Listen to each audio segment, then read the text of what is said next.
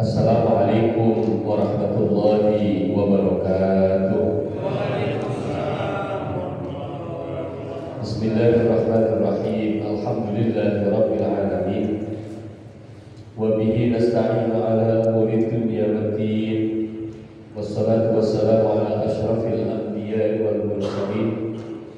Sayyidina wa maulana Muhammadin wa ala alihi wa sahbihi ajma'in. Wa la hawla wa la quwwata illa billahil aliyyil azim. Hadratul muhtaramin wal muhtaramat, para bapak, para jamaah, keluarga besar Masjid As-Sakinah Perumahan Mojoroto Indah yang insyaallah senantiasa dirahmati dan diberkahi Allah. Amin ya Allah ya Rabbal alamin. Wabil khusus pengurus takmir, wabil khusus ketua takmir ya. Mudah-mudahan kita semuanya senantiasa sehat walafiat, umur panjang yang berkah dan senantiasa bahagia dunia sampai nanti di akhirat. Allahumma mari bersama-sama memanjatkan rasa syukur kita kepada Allah dengan ucapan alhamdulillah rabbil alamin atas seluruh nikmat yang Allah berikan kepada kita. Mudah-mudahan kita termasuk orang yang pandai bersyukur atas nikmatnya. Hidup itu hanya ada dua kemungkinan, penak boten penak, sehat sakit, kaya miskin, dan lain sebagainya. Semuanya itu dirangkum menjadi dua, urip niku penak boten penak. Maka kunci dari Allah adalah syukur dan sabar. Ada itu. Di dalam satu hari, yo syukur, yo sabar. Yo syukur, yo sabar. Pas penak syukur, pas boten penak sabar.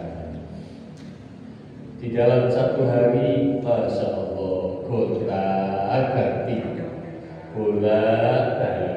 Kita berpena ujung-ujung boten pena, atau ngerasanya boten pena kemudian ngerasanya pena, terus bolak-balik gonta-ganti. Apapun yang terjadi pada diri kita, mari supaya kita terus mendapatkan pahalanya. Maka caranya agar mendapatkan pahala adalah yo syukur dan sabar. Diparingi penak boten syukur, ya tetap mendapatkan kepenaan itu, tapi penake paling boten angsal ganjaran. Tapi penak kok disyukuri angsal ganjaran. Diparingi boten penak boten sabar, yo panggah boten penak. Loro, sakit, kok boten sabar, yo panggah sakit sih. Mung awe dhewe boten angsal ganjaran. Diparingi sakit, diparingi boten sekeco, kok sabar. Maka sakit dan boten penaknya itu tadi menjadikan ladang pahala untuk kita semua.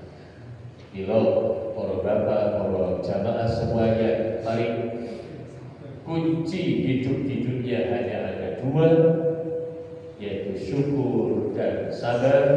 Syukur dan sabar dalam rangka apa? Dalam rangka kita mendapatkan takdir dari Allah, takdir sing penak, takdir sing boten penak. Alhamdulillah saat ini kita semuanya sehat walafiat. Ini takdir penak. Bila disyukuri kan diucapkan alhamdulillah rabbil alamin. Salawat serta salam mudah-mudahan tetap kunjung kepada Gusti Kanjeng Nabi Muhammad sallallahu alaihi wasallam, keluarga, sahabat dan para pengikutnya, termasuk kita semuanya, para pengikut Rasulullah. Mudah-mudahan kita mendapatkan syafaat di dunia sampai nanti di akhirat. Allahumma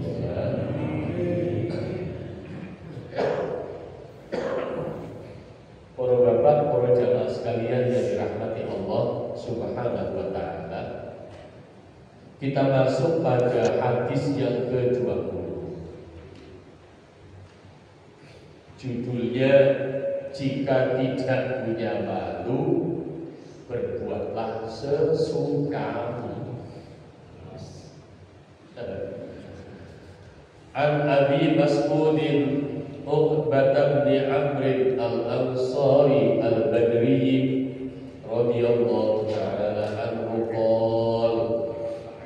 Hadis ini diriwayatkan dari sahabat Abi Mas'ud, namanya Uqbah bin Amr al-Ansari, asli dari Madinah, termasuk sahabat Ansar. Sahabat itu wonten kali, wonten sahabat Muhajirin, wonten sahabat Ansar. Sahabat Muhajirin adalah sahabat pengikut Rasulullah yang pindah dari Mekah ke Madinah, meninggalkan harta benda, meninggalkan anak, meninggalkan istri. Barangkali karena istrinya memang tidak beriman, anaknya juga tidak beriman, sementara dia beriman kepada Allah, ikut Rasulullah, pindah ke Madinah. Namanya sahabat Muhajirin. Mulane kathah masjid jenenge Masjid Muhajirin, karena masjid perumahan. Dari masjid tinggi saja ini masjid perumahan, tapi bukan diparingi jeneng Muhajirin, diparingi jeneng As-Sakinah, kersane anteng, tenang, damai. Alhamdulillah. Ada juga sahabat yang namanya sahabat Ansar. Sahabat Ansar itu adalah pengikut Rasulullah yang asli Madinah. Sahabat Ansar ini orang yang menolong sahabat Muhajirin.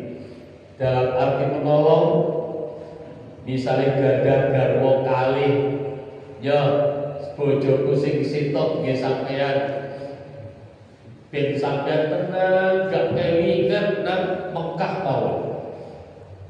Yo aku duwe bondo tak paringi, ben sampean yo iso urip nang Madinah dan lain sebagainya. Iku sahabat Ansar. Sahabat Uqbah bin Amr ini termasuk sahabat Ansar Al-Badri dan juga sahabat yang ikut perang Badar. Perang Badar.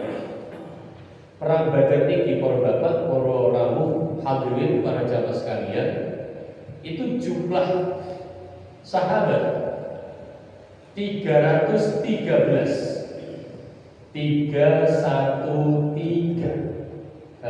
Bukan 212, tetapi 313. Cuma 300-an, 313 sahabat melawan orang kafir dari Mekah yang jumlahnya 1000 lebih. 1000 lebih.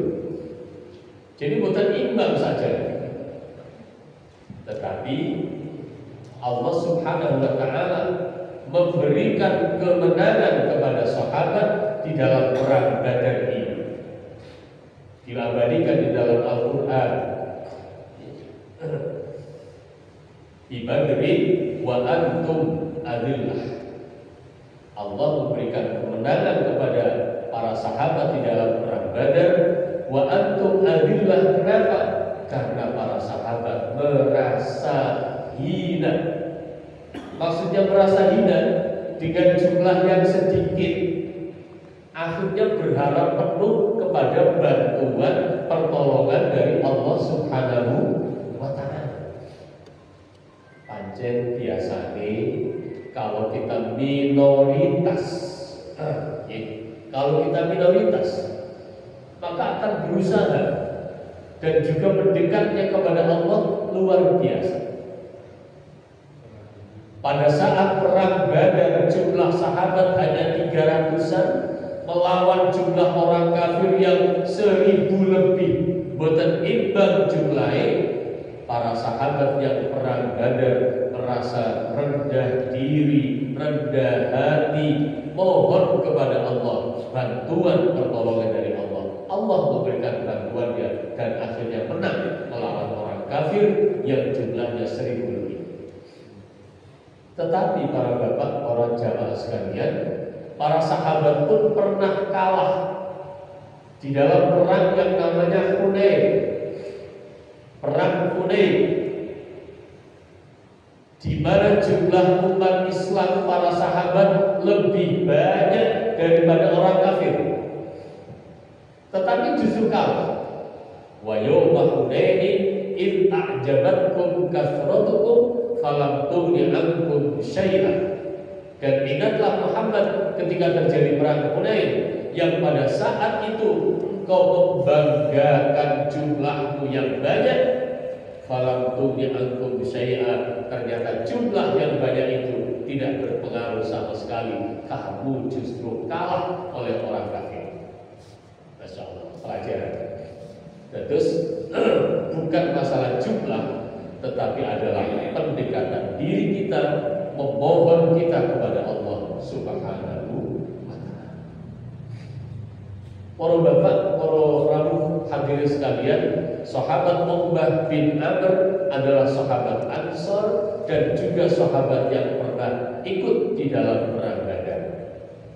Sahabat Uqbah ini berkata, qala Rasulullah sallallahu alaihi wasallam, menyampaikan sabda Rasulullah yang sabda itu berbunyi, inna mimma adrakan nasu min kalamin nubuwah al-ula idza lam tastahyi fasna ma syi'ta.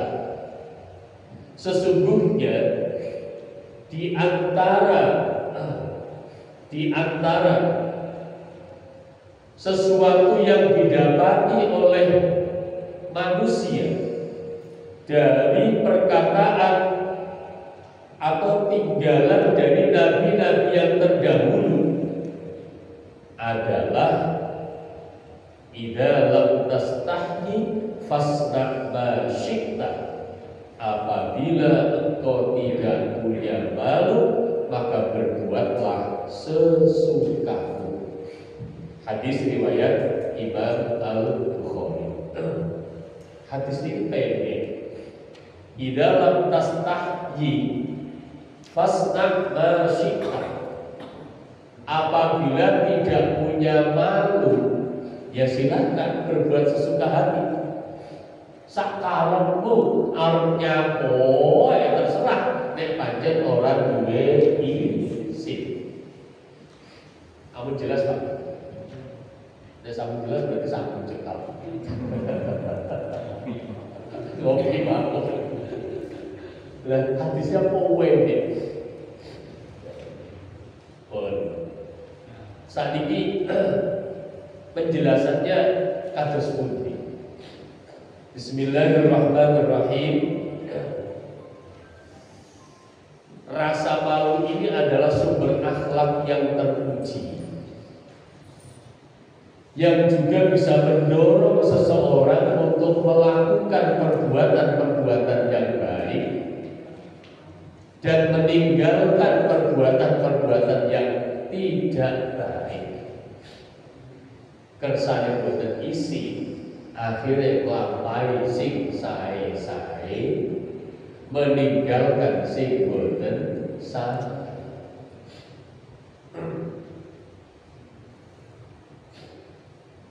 Sebagaimana sifat malu ini juga merupakan ajaran dari nabi-nabi yang terdahulu yang tidak terhapus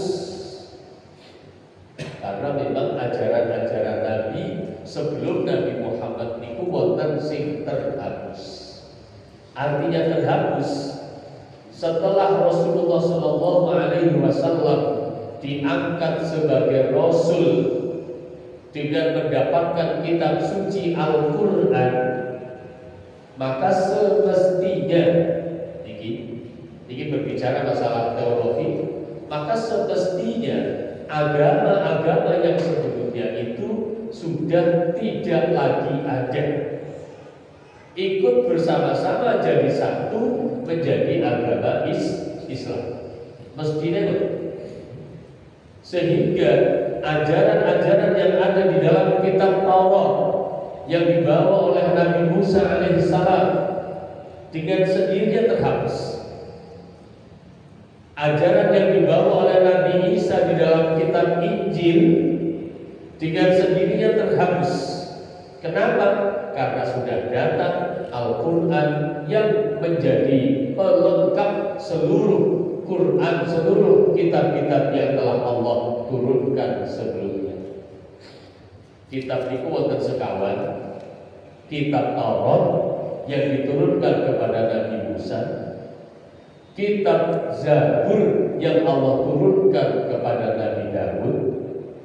Cuma kitab Zabur niki boten enten anune. Cara boten enten syariate kecuali isinya adalah doa-doa dan juga hikmah. Cara syariat, ketentuan-ketentuan hukum boten enten.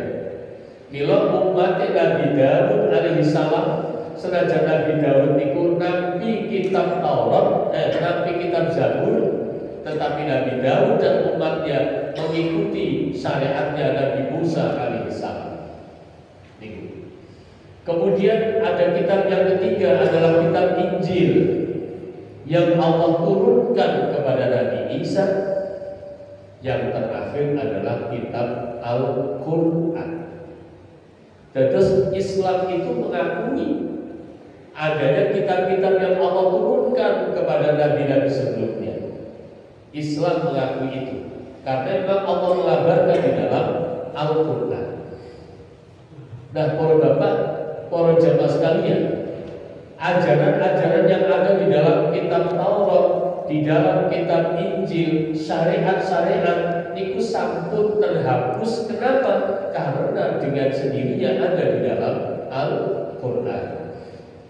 Tetapi ada juga ajaran-ajaran yang ada di dalam kitab Taurat, di dalam kitab Injil yang tidak terhapus. Artinya umat Islam pun, Al-Quran pun tetap melaksanakan itu. Nopo sing boten terhapus. Yang tidak terhapus adalah satu, tentang keimanan. Keimanan kepada Allah Subhanahu wa taala. Kitab Taurat memerintahkan iman kepada Allah, kitab Zabur imannya kepada Allah, Injil, kitabnya Injil pun imannya kepada Allah Subhanahu wa taala, sebagaimana Al-Quran juga memerintahkan kita iman kepada Allah Subhanahu wa taala. Jadi dalam bertuhan, di dalam bertuhan, kitab Taurat, kitab Zabur, kitab Injil, kitab Al-Quran sama bagaimana? Sama-sama bertuhannya kepada Allah Subhanahu wa taala.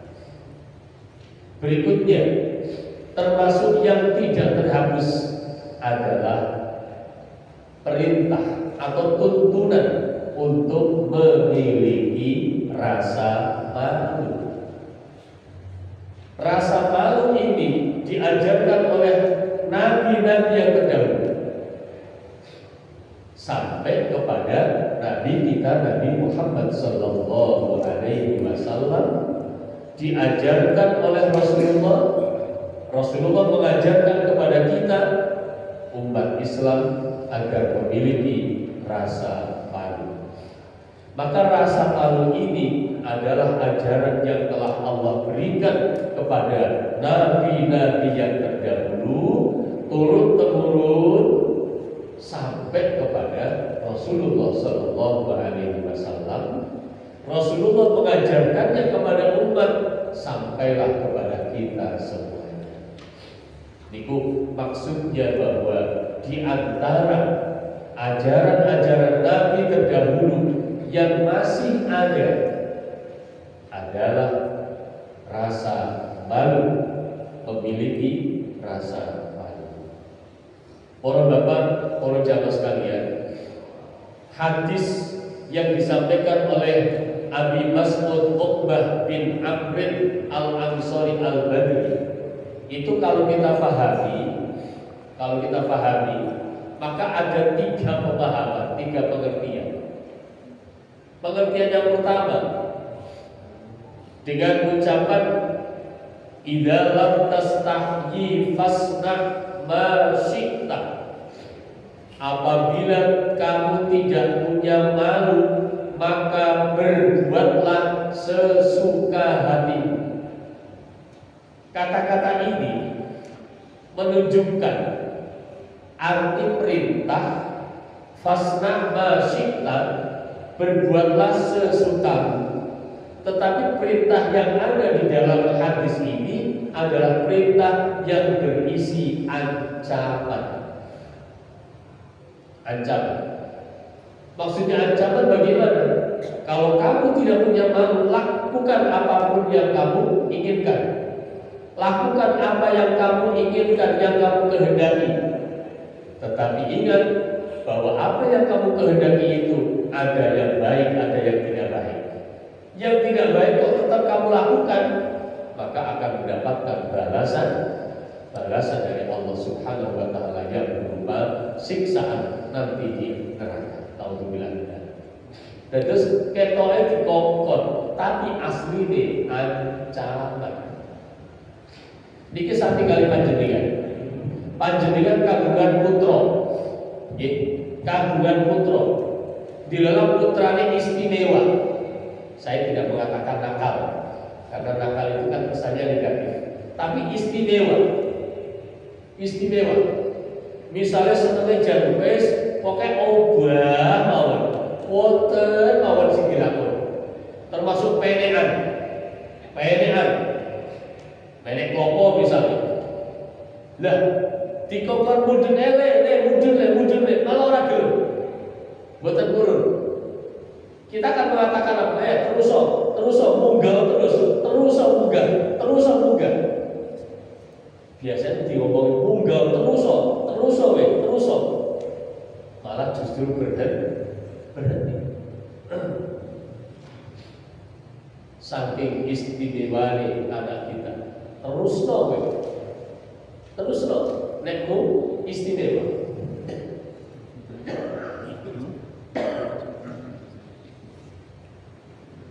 Niku ketoke perintah, tapi perintah ini malah justru mengandung ancaman.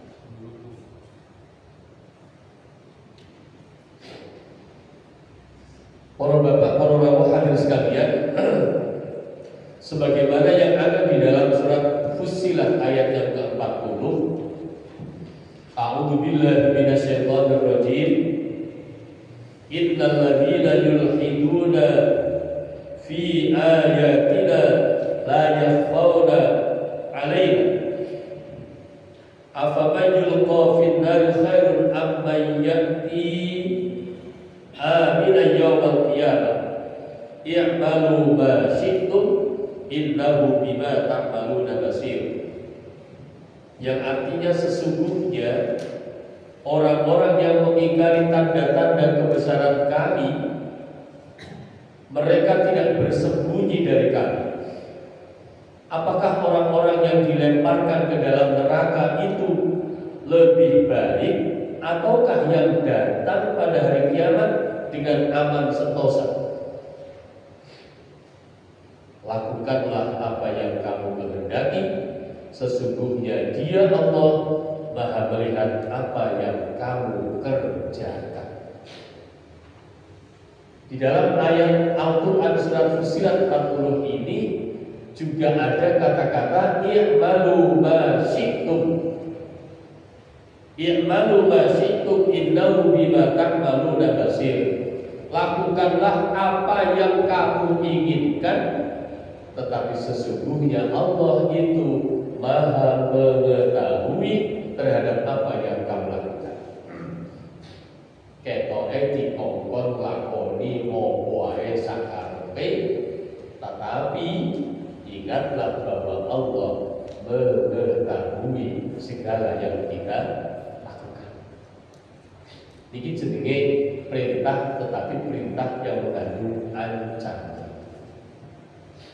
Yang kedua, para bapak, para hadirin, hadis ini menunjukkan arti pemberitahuan, informasi,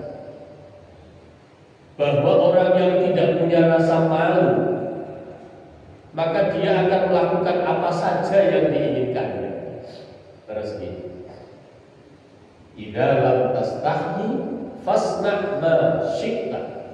Apabila kamu tidak punya malu, lakukan sekehendak kamu.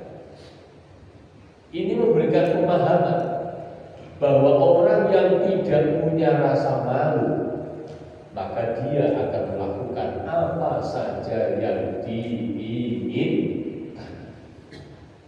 Entah itu perbuatan yang baik, entah itu perbuatan yang tidak baik, rata-rata adalah perbuatan yang tidak baik.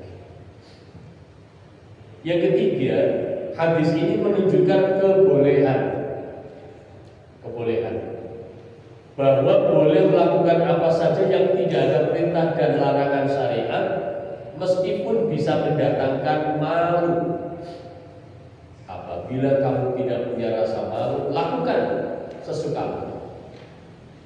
Ini maksudnya apabila yang dilakukan itu adalah hal-hal yang tidak dilarang oleh Allah dan tidak diperintahkan oleh Allah, ya silahkan dilakukan, meskipun bisa saja mendatangkan malu. Loh, nopo sing boten diperintah, sing boten larang, dilarang tapi ndadekne izin. Ibu saya. Jadi kan mungkin sampun mirsani konten video. Di dalam sing dicontohnya kok tiang ekstrim. Hadir di dalam pengajian, ya. Di dalam pengajian tiang ekstrim yang rawuh tengene pengajian kan bawa tas. Sak piring jajane dilebokne tas. Pun angsal sak tas, angsal sak piring. Jupuk malih sak piring dilebokne tas.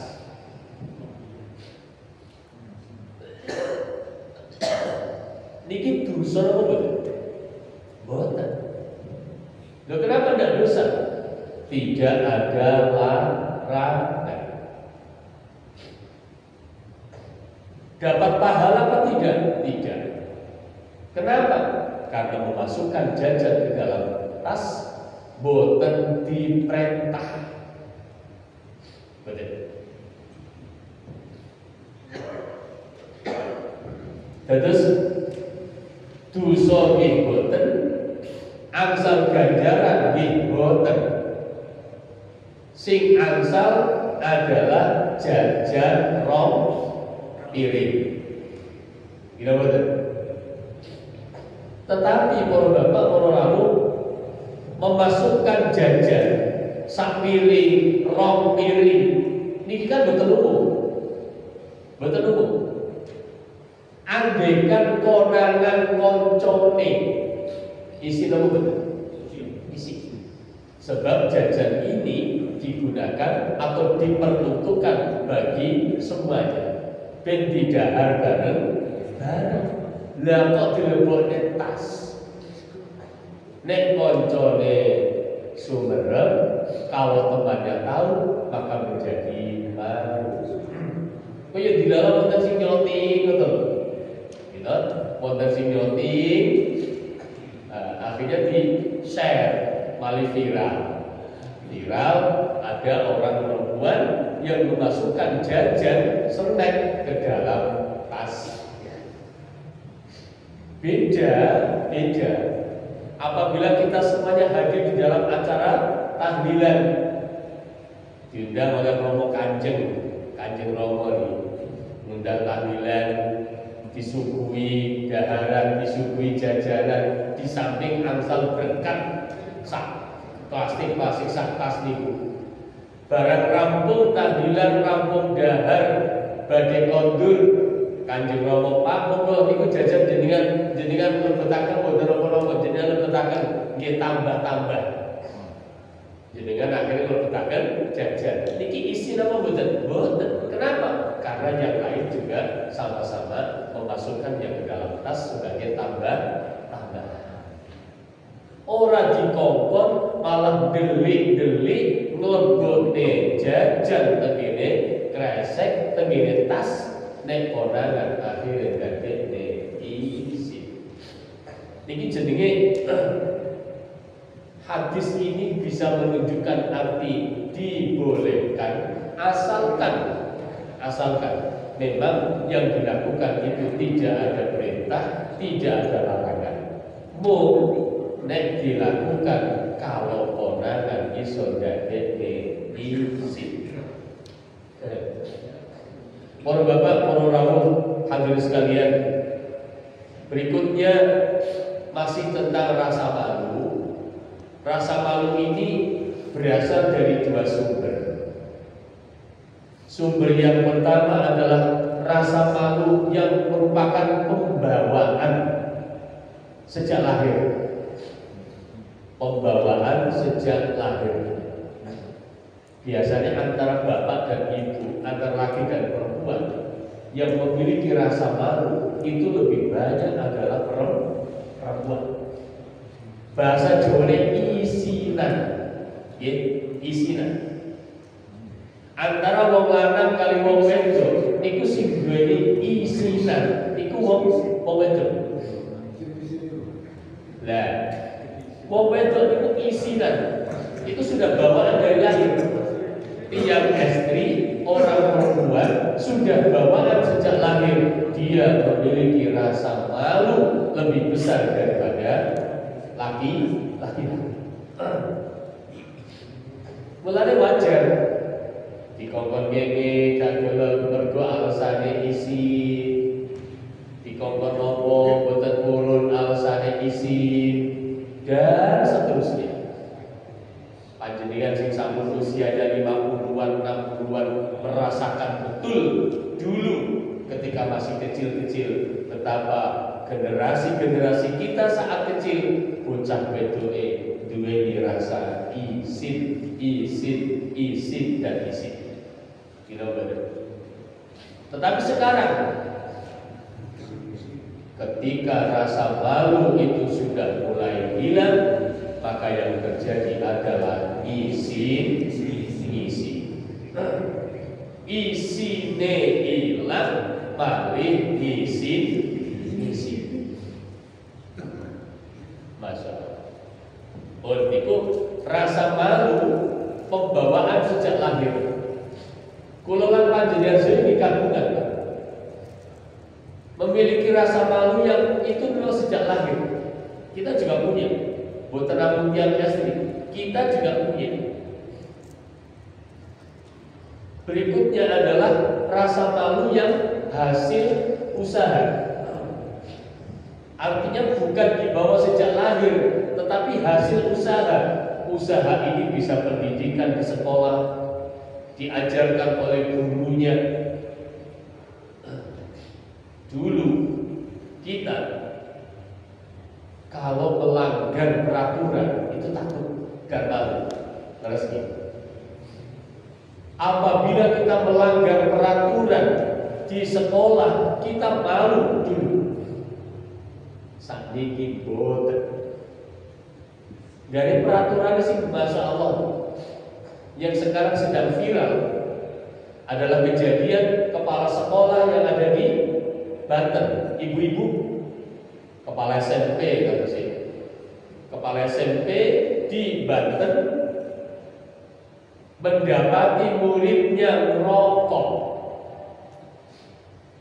Sajane yo dielingne, tapi mungkin bocah yang lawan akhirnya ditabok. Ditabok boten trimo, Tiang sepae boten trimo, akhirnya lapor nih ibu kepala sekolah. Konco-konco nih dari kelas 1, 2, 3 seluruh siswa sejumlah 360-an siswa sebagai bentuk solidaritas mogok sekolah kami. Gak ngerti. Masya Allah. Saat ini ya Allah ya Karim. Terus mau jadi apa generasi ini? Bapak dan Ibu, dengan peraturan yang sekarang atas nama HAM, kejadiannya seperti yang terjadi itu tadi. Maka Bapak dan Ibu guru ini aslinya ya bingung. Lah saat ini yang boten dikasari, artinya boten kok posok halus terus. Lah sampun keterlaluan kan ya perlu dikasih pelajaran, duga ditakut, nopo ditakut. Itu sebenarnya pendidikan. Lah nek boten pareng, ya bingung. Akhirnya sing nakal dia tambah nakal, karena kalau misalnya dia tidak punya rasa takut, kenapa tidak punya rasa takut? Karena tidak ada punishment, tidak ada. Betul lagi. Kanjeng Nabi Muhammad SAW di dalam sebuah hadisnya, ketika anak kita itu sudah berusia 7 tahun, maka ajarilah untuk sholat. Ajarilah untuk sholat. Ketika anak kita sudah mencapai usia 10 tahun, kemudian meninggalkan sholat, fadribhu, pukullah anak, meskipun pemukul yang tidak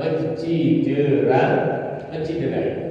Mungkin kakinya kok gak sholat toh, cara wong biyen jewer, macam-macam cara. Sing penting ben nopo? Ben anak iku wedi. Walah ternyata nek aku ninggalke sholat, aku diajar karo bapak. Misalnya, lah akhirnya kan takut untuk melanggar peraturan. Kalau kemudian tidak boleh semacam itu, ya akhirnya jenenge bocah mesti sakmenane iki. Jadi rasa malu ini bisa kita dapatkan di dalam sekolah melalui pendidikan, seperti yang sudah kita alami bersama. Atau kita dapatkan dari kita mengaji ilmu agama, mengajarkan rasa malu. Hadis-hadis Kanjeng Nabi menyampaikan bahwa malu ini sebagian dari iman, dan seterusnya. Misalnya semacam itu.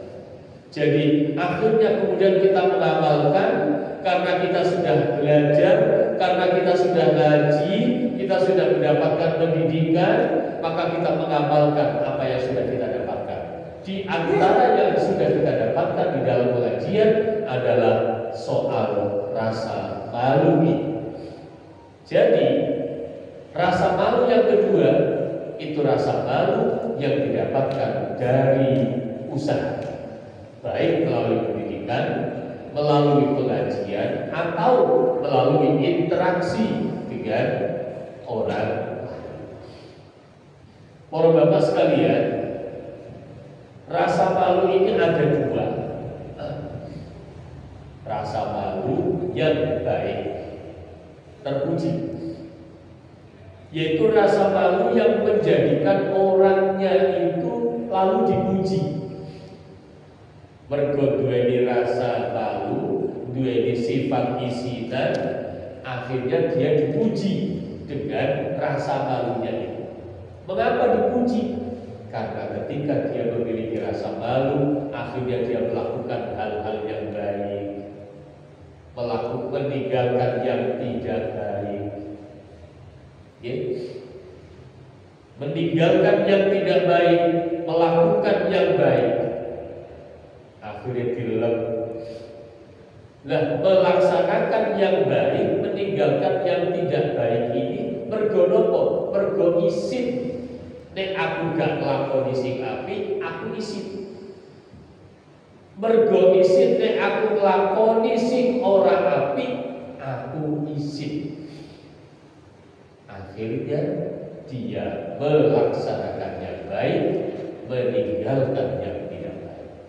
Malu yang seperti ini adalah malu yang terpuji. Apik. Yang kedua, malu yang tercela, bukan saya, yaitu rasa malu yang diakibatkan melakukan perbuatan yang tidak baik.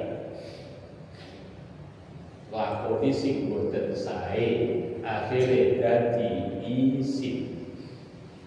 Di situ banyak contohnya para bapak, para rabu. Sesuatu yang tidak baik, yang apabila dilakukan itu menjadikan kita malu. Misalnya berbohong, ngapusi. Orang yang suka berbohong, sekali berbohong mungkin aman, akhirnya berbohong lagi aman, berbohong lagi aman. Yakinlah tidak selamanya aman. Pasti konangan. Orang kalau berbohong pasti akan konangan. Saya setuju. Oleh karena itu Rasulullah mengatakan, orang yang suka berbohong itu sampai disebut dengan kadzdzab, saking banyaknya bohong, bolak-balik goroh, kakean goroh, bahasa Arabnya kadzdzab. Sebaliknya, orang yang banyak jujurnya, jujur terhadap apapun, jujur diberikan amanah, jujur. Orang yang sangat jujur maka dia akan mendapatkan gelar as-siddiq, orang yang sangat jujur. Yang pertama yang menjadikan kita malu adalah bohong. Yang kedua mencuri, nyolong, nyolong, biyen, nyolong kok konangan, wisik, bariku yo kok kapok. Saniki kadose kok boten kapok. Nyolong konangan, dukung, metu saka penjara, nyolong nek kados boten kapok. Orang yang normal ketika dia mencuri konangan, isi. Berikutnya berbicara yang tidak sopan, ora pantes. Jadi wonten unggah toto kromo. Lha misalnya boten damel toto kromo, niku sakjane yo ngisi. Mila para bapak, para rawuh hadirin sekalian, mari ajarkan anak-anak kita itu toto kromo. Di antara toto kromo niku basa kromo. Kita sebagai orang Jawa punya yang namanya bahasa kromo Inggil. Saya setuju. Jangan ajari bahasa Indonesia. Loh, Pak Mungkin apa anti Indonesia? Bukan. Kalau kita ajari bahasa Indonesia, anak kita di rumah, anak kecil, anak kita diajari bahasa Indonesia, nanti loh pada saat masuk sekolah diajari bahasa Indonesia. Kan yuk, kalau percuma. Tapi coba kalau anak kita, jenengan mungkin putu panjenengan, anak panjenengan diajari kromo Inggil, bosok. Pada saatnya sekolah, di sekolah diajari dengan bahasa Indonesia, dia akan mendapatkan keuntungan dua. Apa? Bisa bahasa Indonesia, bisa bahasa krom.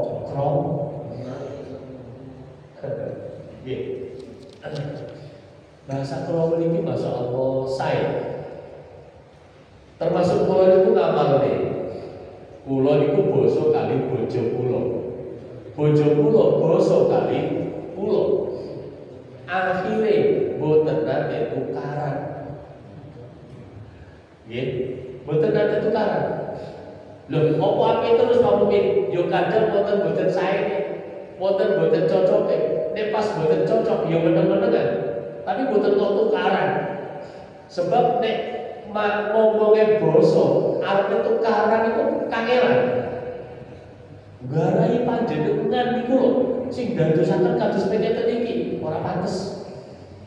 Tapi jajal nek boten basa. Garai kowe iki lho, kowe iki lho boten. Nek basa angel tukaran. Mergo angel tukaran insyaallah keluargane sakinah mawaddah warahmah. Allahumma. Saya kalau pun ngamalin yang terus nikah tahun 2003 nikah 2003 sekarang 2025 alhamdulillah betul ada tukaran rolling tahun ada ketidakcocokan ada kalau pas tidak cocok disimpan benar betul aduh benar kok ayel-ayelan betul berkono kok bosok bergobosok saya boso tegene istri boso teng kula. Akhire anak-anak yang paling tiru-tiru boso teng bapake, boso teng ibu. Masyaallah. Panjenengan tiyang sepuh dibosoni karo anake, rasane wis pundi? Marem. Mergo marem anake njaluk apa sembarang nyanyok gitu. Kadang orang sadar, ya wis ya, ayo tuku jajan, ayo nang mall dan lain sebagainya. Apa sebabnya? Wong tuwa marem mergo anake boso. Ini adalah berbicara yang sopan. Berbicara yang tidak sopan menjadikan kita malu. Lalu yang menjadikan malu juga tidak menepati janji. Ingkar janji. Bolak-balik. Kau kapan kau ya? Piye? Jarene kok sesuk ya. Sesuk di piye? Jare sesuk. Sesuk Sesuk iya saya kira sesuk lho. Sesuk durungane sesuk. Bolak-balik janji mawon. Bolak-balik janji boten ditepati menjadikan seseorang bisa lalu kisinan bahasa Jawa. Alhamdulillah. Berikutnya para bapak, para rawuh berperilaku tidak pantas atau tidak sopan. Boten sopan, berperilaku tidak pantas. Nopo berperilaku tidak pantas? Misalnya, ketua takmir. Ketua takmir olahraga bagus, tapi kalau yang dipakai terlalu minim, padahal beliau ketua takmir pantas loh boten pantas. Akhirnya boten sing ngrasani ketua takmir takok ayo bundek misalnya boten. Iku kan mergo napa boten pantas. Jadi image niku penting. Image itu penting. Senajan awal dhewe juga jangan terlalu jaim lah. Mergo ketua takmir mari piye? Mergo ketua takmir mari jaim. Biasa-biasa mawon. Sing penting jangan sampai kita itu melakukan hal yang tidak pantas. Sampun sepuh pacakane kaya bocah tok. Pantes apa betul? Betul pantas. Loh, semangatnya muda, semangat boleh muda, tetapi nek tampilannya kaya bocah enom juga pantas.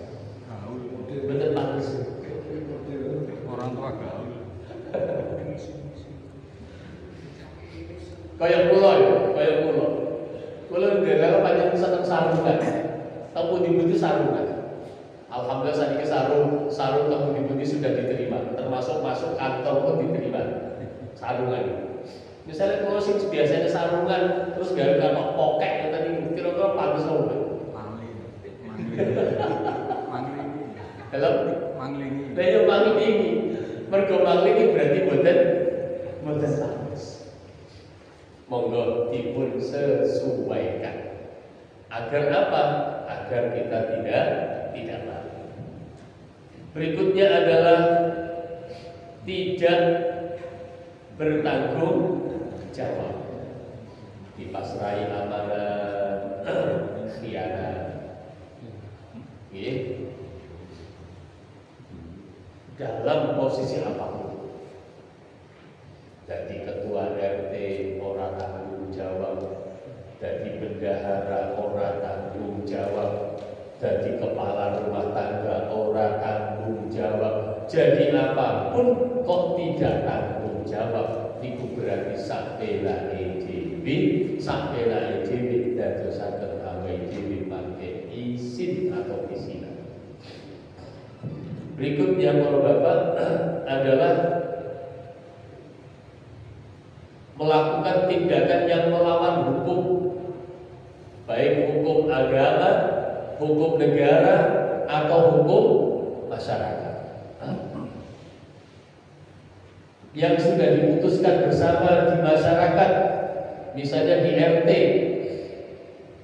ada peraturan, ayo dalam rangka untuk kebersamaan kita iurannya pinter 20.000-an, senajan toh 20.000-an nek misale awake dhewe boten bayar, mangke malah dadosaken isi dirasani ora tau bayar, tapi di acara melok ke pas ada panganan sing digowo panganan wakeh bisa.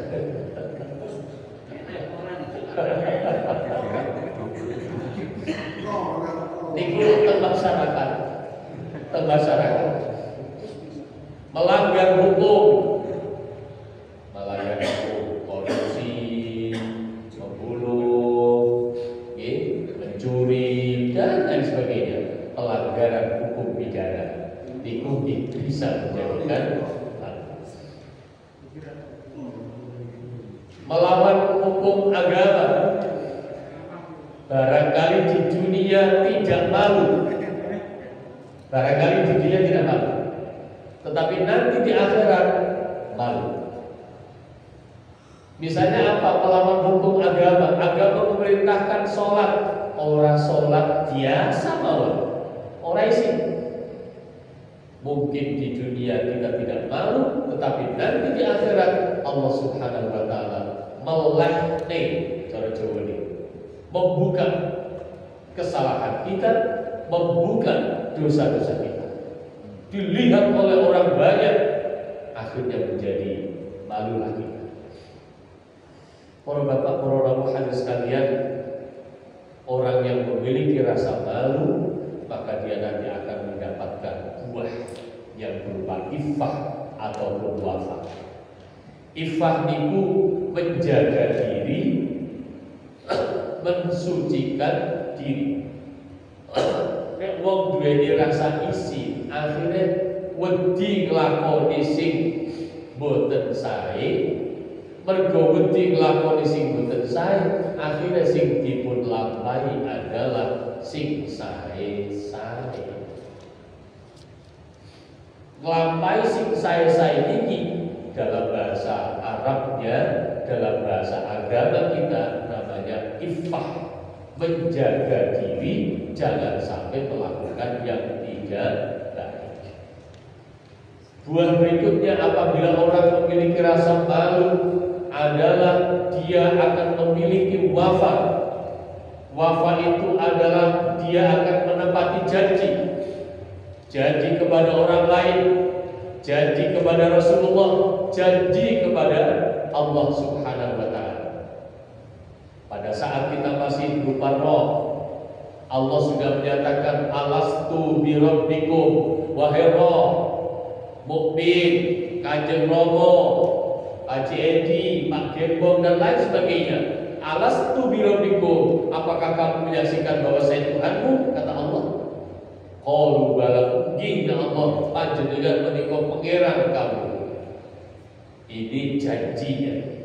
Tetapi ketika sudah lahir di dunia, banyak yang ingkar janji. Biyen ngakoni Gusti Allah pangerane, barang kang dunya pangerane mali dudu Gusti Allah. Iki ingkar janji. Orang yang memiliki rasa malu, dia akan tepat janji. Janji kepada Allah ditepati, janji kepada Rasulullah ditepati, janji kepada sesama manusia ditepati. Sebab menawi khianat boten tepati janji dadekno isin. Yang terakhir, para bapak, para rawuh sekalian, rasa malu ini adalah kebaikan, maka semakin tinggi atau semakin tebal rasa malunya, maka orang ini akan semakin banyak kebaikannya. Begitu pula sebaliknya.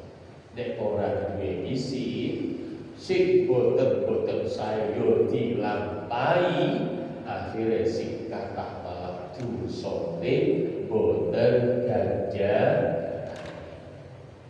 Hadis Rasulullah Muhammad SAW menyampaikan, semua umatku, umat Islam, akan diampuni dosa-dosanya. Kabeh dosa diampuni, kecuali dosa sing dilampahi kanthi terang-terangan. Awake dhewe nglampahi dosa itu kan delik-delik, ben gak konangan. Nek nglampahi dosa cik delik-delik, artinya nopo? Cik duwe isin. Kira bener. Cik duwe isin nek konangan, isin apa? Yo ngerti nek nglampahi dosa, ngerti. Tapi cik delik-delik. Supaya nopo? Ben gak konangan. Sebab nek konangan isin apa? Orang yang melakukan dosa dengan sembunyi-sembunyi berpeluang besar dosanya diampuni oleh Allah Subhanahu wa ta'ala. Kalau nanti waktu kuliah S2, mata kuliah hadis, dosennya Profesor Zainul Arifin. Beliau salah satu hadis yang diajarkan, yang dibahas adalah hadis yang mengatakan, apabila kamu melakukan dosa, jangan diceritakan kepada orang lain. Mengandung pengertian apa? Mengandung pengertian apa? Hadis ini mengandung pengertian bahwa apabila dosa yang kamu lakukan secara sembunyi-sembunyi, maka yang tahu hanya kamu dan Allah Subhanahu wa ta'ala. Ketika tidak diceritakan kepada orang lain, hanya kamu dan Allah saja yang tahu, resikonya kecil. Kamu mohon ampunan kepada Allah, Allah akan mengampuni. Tidak ada yang tahu. Tetapi ketika kamu ceritakan kepada orang lain yang tidak tahu kalau kamu melakukan dosa menjadi tahu, maka ketika kamu mohon ampun kepada Allah, nanti di akhirat orang-orang yang dulu kamu cerita kepadanya, dia akan protes, ya Allah, mukmin biar nate nglampahi dosa niki, lha kok boten jenengan siksa. Mukmin wis njaluk sepuro, jare Gusti Allah. Boten biar baca cerita kali kula ngertos nek mukmin nglampahi dosa.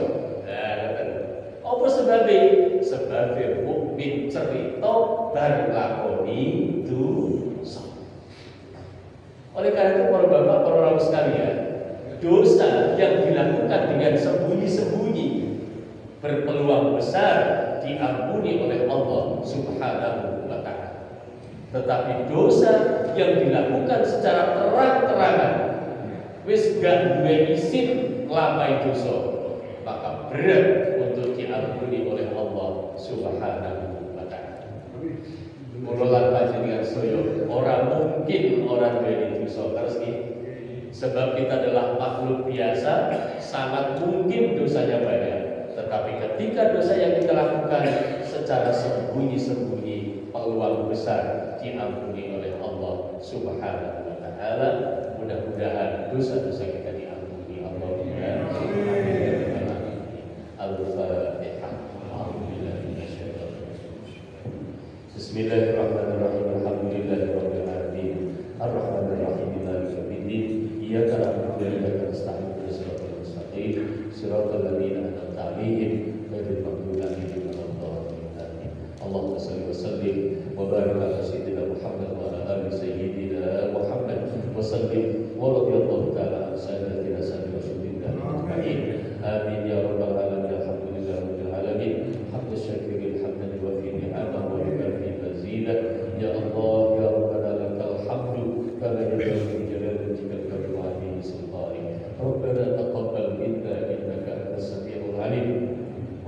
علينا إنك أنت التواب الرحيم.